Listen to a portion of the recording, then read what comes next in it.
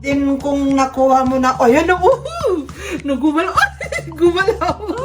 Nakakatuwa, sus, maghilap. Oh my gosh!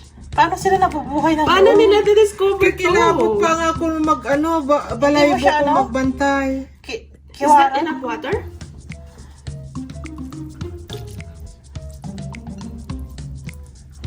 Oh my God. Pakita mo nga yung Ang ano. dami-dami lang try out kung paano dalhin sa abroad ang arosip na to. And this is seasonal only in the Philippines, right? Yeah, it's for this reading. This is my wedding anniversary, March 2.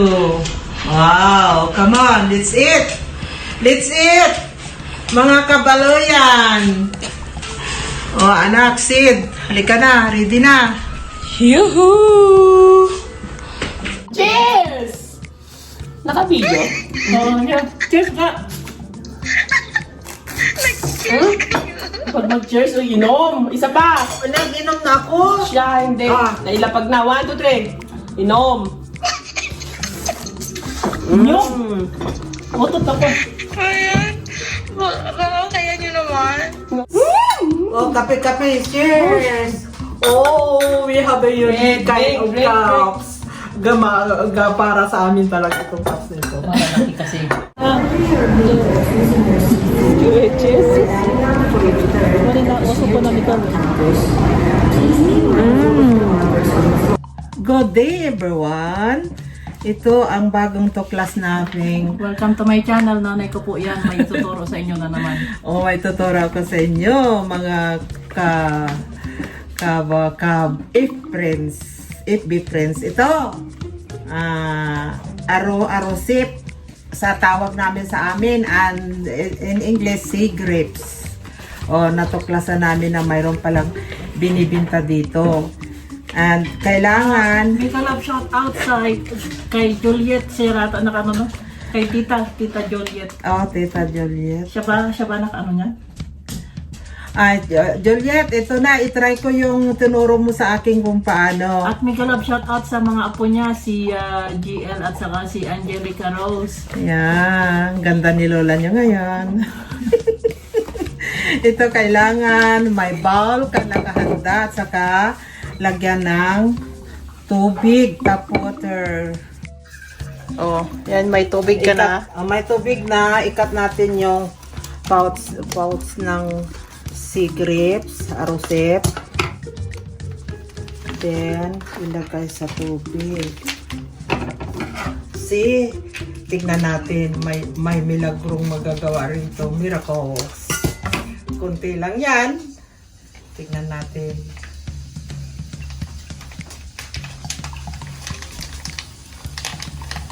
In a few minutes, let's observe kung ano ang mangyari sa greasy grapes. Hindi na siya hugasan, ganyan na. Yes.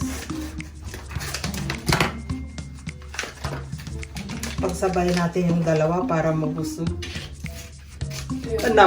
Miss namin ang arosi. Water? Yeah. Ano nilagay para Nabubuhay na. Nabubuhay na. Oh. That's my favorite. Oh, ang dami. That's my Ang dami favorite. ang isa lang. Magkwento ka muna. Ang dami, oh. Oh, arosip talaga. I miss arosip. Kwento about our recipe. Arosip, yung dito sa amin, ito, seaweeds ito na pinupulot lang doon sa dagat. Pinupulot ito. Oo, pinupulot sa dagat. Then, kung nakuha mo na, ayan na, nagumalaw, gumalaw. Nakakatuwa, sus, maghilap. Oh my gosh! Paano sila nabubuhay ng Paano nila discover to? Kilabot pa nga kung balayo Hindi mo siya, kung ano? magbantay. Is that enough water?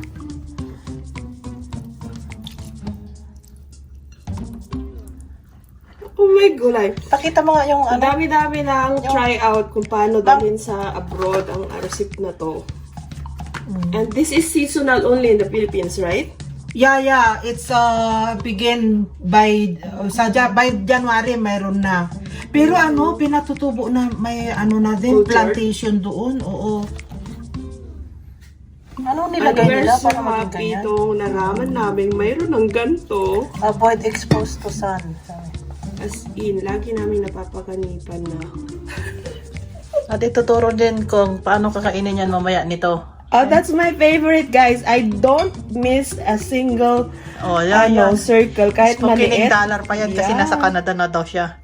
Ito, kapag nakuha sa dagat, ano, pag doon na sa bahay, pwede siyang i-store sa banga. Then, ilagay siya doon. Then, i-upside down yung banga. And it will stay up to 3 days there in banga. Pwede pa siya. Pero ito, ibang ginawa nila. O, nakakapagtaka. Ano nilagay nila dyan? Madali siyang ano, ma-defrost ito kapag Naka-sealed First, siya. I was thinking Oo. drive. Hindi pala. So, may galap shoutout sa mga nakakaalam ng mga pagkain na ito. Vacuum sealed. Oo, vacuum sealed yung naglagyan. Ito po ay Si Julie daw, naubos na yung isang... Ay! Tumayo pa! Oh my goodness! No. Vacuum sealed, pwede. Naubos yun daw yung isang iglap yung yung isang patso. Lalaki pa yan? Pero ang At dami, hindi siya ganyan na. kumakain ng rice for a while. And kumain siya for the arrosep. Anong lasa ng arrosep without rice? mga ambalag na to parang chismis na rin, di ba guys? Allowed to fully grow and swell. Ako ang nagbanggit sa kanya about this kasi may mga Water to kaibigan remove akong excess nagpo-post salt. dito. 2 to 3. Pero Oh, may nag-search salt daw? siya directly talaga na mas kasi kung bulk ang bibilhin, may discount naman. Oo, maganda ito dahil malinis na siya. Pag kukuha ka sa dagat, marami pang ugat-ugat yan na alisin bago mo Pero kainin. ano yan? Abroad. Instant yan. Oo, yun lang. Hindi siya as... May preservative. Pero okay na kasi may arrosep na sa abroad. Kasi paano wala pang preservatives to, ano? May preservative, siyempre. Paano siya na-preserve ng ganyan? So how long? Pwede na to? This is it? Full House Commercial at Try mo gmail.com. nga. Paghalo nga This natin, is Ma'am. product of Vietnam. Mega love shout out. Full House. That commercial. Ba't kitinidor mo pa? Hawakan mo na. Arte-arte mo talaga. Nasa Canada ka lang eh. Hindi ako nakapaghugas yata ng kamay ng maayos. Kadiri. Inayusan ko si Mother. Oo, yan na. Nagdebate pa kami. Ngayon ko lang inayusan siya ulit. Uy, hindi ka pa nakakagdaga. Kasi sabi ni Bunsoy namin, no, I love mamang natural beauty. Kaya hindi ko na ginawa ulit after the first. Okay. Baka may nagsusumbong doon sa bunso kaya may alam siya. Hindi, nung pinicturan ko minsan, I think may inatindan kayong birthday, Hawaiian. Hindi, syempre, may kapon ko ng kunti. Sana Wala. pininit ito, oh. Ina-appreciate ni Bunsoy. Ayan na.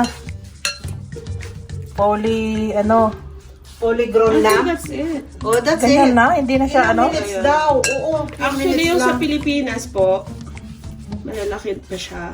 Pero dahil siguro, Hindi, ibang culture klase yan siguro sa to. atin. Ibang klase yan. Pero magkamag-anak. Oo. Yung may ganyan din sa atin, Pino. Sea grapes. But this is more expensive yung Pino, right? Yeah. Meron pa yung kalabaw. Asan na yung Maraming style ito. Asa na yung pakete niya? Tinapon niya. Oo. Patingin. That's historical pakete.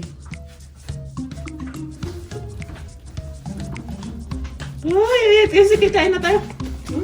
And then, you should have At tamarind. ipapakita po. Tamarind na And then- na-discover natin. May nakita kami ng frozen tamarind This dito. is good with this. Preserve Bako. tamarind. Yummy, yummy. Ayan. Just put water there and And then, ipa-vlog po din namin yun, Ba yan? yung Korean, yummy. Okay, let's eat. So, tanggalin na yung water. Ganyan habang kinakain. Oh? Sabi niya, to remove excess salt, sabi niya dito Sige. Ibang diba? Water to remove excess salt. So, inano nila sa salt talaga. Preserve. Allow the loto to fully grown and swell. Buksan mo na yung tamarin. Oh, ito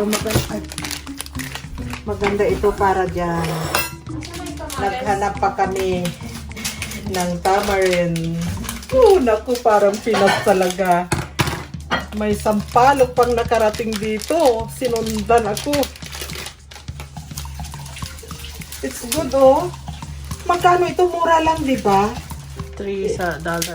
Oo, mura lang din. Ang dami na ito. This is product from Product of Thailand at product of Vietnam. again.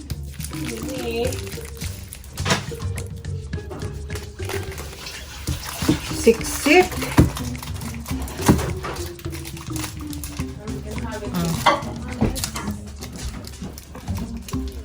Oreo, gusto din daw ni Oreo. Hindi pwede ito sa inyo. Baka mabilaukan kayo. Anong lasa? Same lang lasa niya? Sabi natin, Julie, hindi ko pa tatay Yummy. Kanan is coming. Ito ang sampalok. Tamarind in English. Hinanap namin ito sa Korean store. And then, maganda, masarap ito para sauce ng seaweeds na ito, arosip o sea grapes. Lagyan ng kunting tubig itong sampalok. Then, ano mo siya hanggang malapot na yung tubig. That's it. So, from this to this. Yeah. And then, ito, sampalok. And this one also. Sausawan. Pwede rin masarap din yung kamatis. Para dyan. Kamatis daw. Pero masarap, pero tama na ito. Saka na yung kamatis. Dito muna tayo sa sampalok. Kay, May tamales. Kay mother lang nakapokus yung Tamales. Yan o, tamales. That's one of my favorite. Fish noodles ito na linagyan ko ng sangkap para masarap at then binalot ko sa dahon ng saging. Then, i-steam ko lang.